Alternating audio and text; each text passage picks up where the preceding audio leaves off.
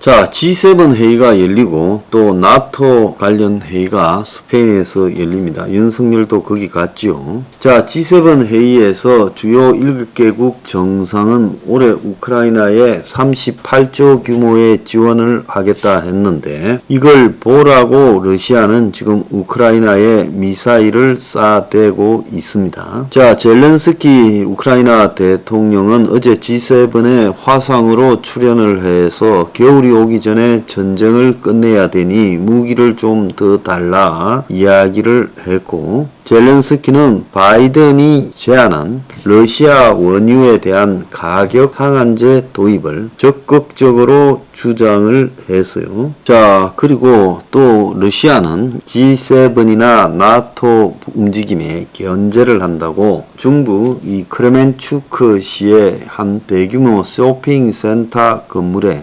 1000명의 사람이 있었는데 거기다가 미사일을 갑자기 쏴서 지금 수십 명이 사상을 하는 일이 벌어졌고, 동부 슬로비안스크 주거지에도 지금 이 접속탄까지 포함한 폭탄을 퍼부었다 이야기가 나오고 있습니다. 그리고 한국도 좀 주목해야 될 기사가 오늘 조선일보 인면에 실렸죠.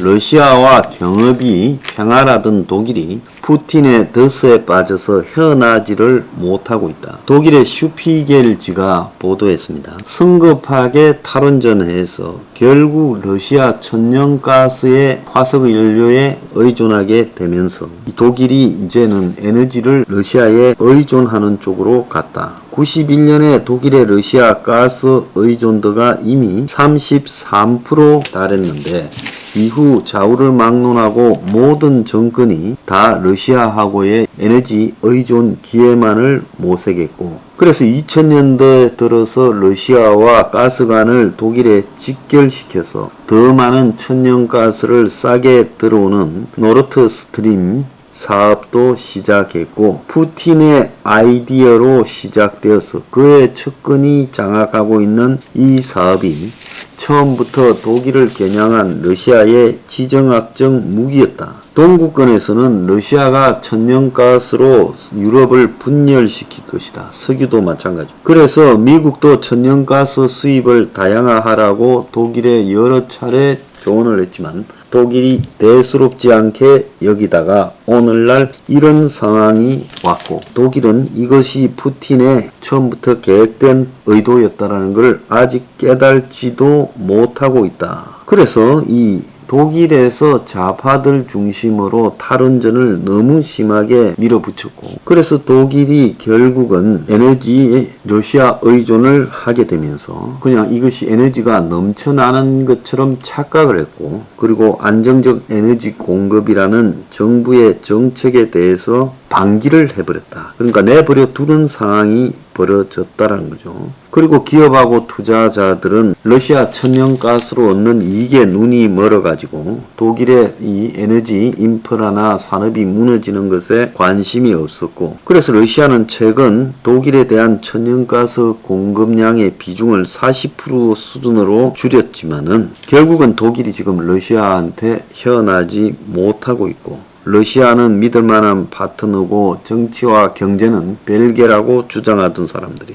세기의 거짓말을 하고 있고, 독일이 저지른 잘못에 대한 청구서가 날아들고 있다라고 독일 사회가 심각하게 고민을 하고 있어요. 자, 어제 러시아가 서방의 제재 폭탄을 맞아서 104년 만에 디폴트가 되었습니다. 그래서 어제 러시아가 외화 표시 국채이자 1억 달러 1,300억 원을 투자자들에게 지급하지 못했어요. 그래서 지급일이 지난달 27일인데 30일간 유예 기간이 있었는데도 지급하지 못했다는 거예요. 러시아가 외화 표시 채권에 디폴트가 된 것은 1918년 이 볼셰비키 혁명 이후에 처음이라는 겁니다. 자, 그래서 러시아가 최근에 수십조의 현금을 석유나 가스를 뒤로 팔아서 버려서 오히려 더 좋아졌다 말을 하는 것도 있지만은 러시아 디폴트가 당장에 큰 영향을 미치기보다 러시아가 현재 외화 부채가 400억 달러쯤 되는데 이 중에 외국인 채권이 절반이라는 거예요. 그래서 러시아 외환 보유액은 6,400억 달러라서 큰 문제가 없다라고 하고 있지만 결국은 러시아 디폴트가 미국 주도의 이 금융 시스템이 러시아를 고립을 내몰 수 있다는 거예요. 그걸 보여준 거죠. 그래서 미국의 블링컨 국무장관은 러시아의 경제 규모가 15%까지 줄어들 거다. 그래서 러시아가 엄청난 희생을 치르면서 루블화를 뒷받침하고 있다. 이렇게 지금 말을 했습니다. 자, 나토가 미국에 의존하면서 거의 유명무실해지고 특히 이제 트럼프 때 미국이 발을 뺀다니까 이제 정신이 번쩍 들었는데 이번에 우크라이나가 침공당하는 걸 보고 나토가 놀랬습니다. 그래서 나토 신속 대응군을 4만 명에서 30만 명으로 확대한다라는 이런 소리를 하고 있어요. 자, 러시아가 얼마나 지금 병력 자원이 고갈됐는가 하면 푸틴이 컨트롤하는 러시아 의회가요, 듀마라고 하죠. 징병 조항을 손을 봐가지고 징집 연령이 임박했거나 고등학교 졸업을 앞둔 애들이 계약병 신분으로 입대할 수 있도록 연령을 낮춘다는 이야기가 지금 나오고 있어요. 그래서 어린 애들을 군대에 끌고 가가지고 이번에 우크라이나 전쟁에 투입한다는 거예요. 현재 우크라이나 전쟁에는 러시아 대대 전투단이라고 BTG라고 부르는 105개 대대 전투단이 있는데 러시아가 즉각 전장에 투입이 가능한 그런 이 예비 전력을 거의 상실을 했다는 거예요. 그래서 한 50개 정도를 더 만들어서 기존에 투입된 부분을 대체해야 정상적인 지금 병력 운용이 가능하다는 거예요. 그런데 지금 오늘 보면 러시아의 지부도 제대로 싸우지 못하고 있다는 거예요. 그래서 푸틴이 6월 말까지 돈바스는 다 점령해라는데 아직도 루안스크에 세베르도네츠크는 6월 10일까지 점령하라 했는데 25일날 점령했다고 보름이 늦었고 또 그 옆에 리시찬스크에서는 지금도 전쟁이 계속되고 있고 도네츠크에는 아직도 40% 점령하지 못한 땅들이 있다는 거예요. 자, 그래서 장군들이 푸틴의 뜻에 따라 지금 움직이지 못하고 있고 또 일부 장군들은 저격이나 전사를 하는 일까지 벌어지고 그러니까 경질된 사람, 전사자들 포함하니 장군들이 지금 부족해졌다는 거예요. 그래서 지금 나오는 이야기가 130km짜리 5년 전에 시리아 전선에서 퇴직했던 특수전 장군이 다시 우크라이나에 투입된다. 이런 이야기까지 나오고 있다는 겁니다. 자, 최근에 이제 이 세베르도네츠크 제일 안쪽에서의 싸움은 포기하고 또 이쪽에 안에서 약간 튀어나온 돌출부 안쪽을 포기하고 우크라이나 군이 뒤로 빠졌습니다. 그래서 마리우폴처럼 적어도 2,000 이런 병사들이 포로로 잡히는 것보다는 이들을 안전하게 빼내자고 이렇게 후퇴를 했어요. 그렇지만은 이 러시아가 돈바스 전투에서 2달 반을 소모했는데 2달 반을 소모하고 얻는 결과가 조그마한 땅, 작은 도시 이거는 러시아의 그동안의 인력과 장비의 소모에 비해 너무나 적은 승리에 불과하다는 거예요.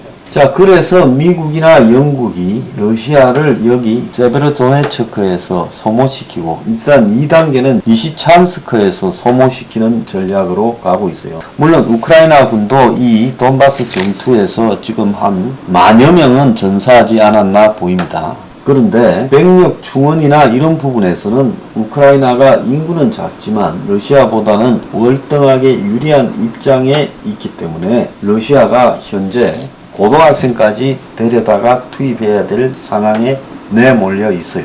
그래서 러시아도 전쟁을 더 확산하지 않고 여름에 소강전을 보내지 않겠느냐 지금 그런 추정도 나오고 있습니다. 자, 헤르손에서는 거의 우크라이나가 헤르손 입구까지 간 것 같아요. 그래서 지금 헤르손에 있는 시민들은 떠나라, 전쟁이 시작된다고 선무 방송을 하고 있다라는 이야기도 들리고 있어요. 그래서 우크라이나가 상대적으로 러시아가 이 돈바스에 집중한다고, 이쪽에서 러시아 군대의 전력이 상당히 약해져 있죠. 러시아가 이 모든 전선 1000km를 갖다가 다 병력을 깔 능력이 되지 못하고 여기에는 상당히 약한 병력들이 있다는 겁니다. 그러니까 우크라이나가 조만간에 이쪽 지역에서 승리를 거두면서 돈바스에서의 전투 패배를 좀 만회하는 그런 전략을 쓰면서 헤르손 탄환에 상당히 집중하겠다. 그러니까 돈바스를 넘겨줬다 하더라도 이번 전쟁에서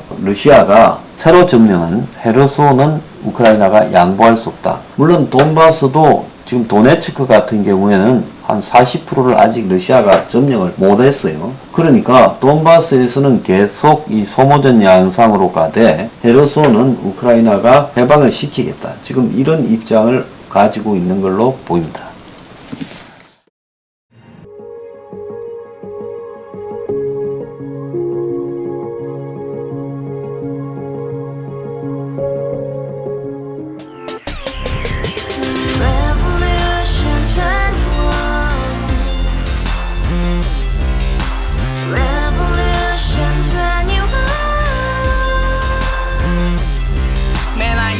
월세 30 코인빚만 300 서울에 온 지 벌써 10년 아둥바둥 버텼지만 여전히 난 반지 하에 제왕 곰팡이 연문제약 내비랑 깡통망통 완전히 폭망 90원 창문만큼 작아진 내 꿈 연애 결혼 내 집 모든 게 헛꿈 1년 전 떠난 여친 울며 말했지 같이 써봤자 평생 가본 게 꼭꼭꼭라지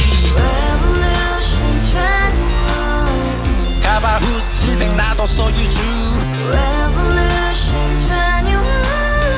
가바후스 700 나의 소주 택시기사 우라부지 마트 캐셔 울어무니 우리 집안 다 털어봤자 후줄 그래 개선민 내미래 거기서 팍 끝난 거지 팍 더 이상 노력 따윈 괴물이 스펙 찾았어 말리 비오는 날 알바 잘려 맨날 학원 날 개쳐 발려 밤비 내리는 양화대교 홀로 걷고 있을 때 현수막에 아로 새겨진 평당 700짜리 아파트 다같이 소리 질러 혁명 21 가바후스 700 나도 소유주 가바후스 700 나의 소주 Together in the house, brand new day, and your dream had just begun. Yeah.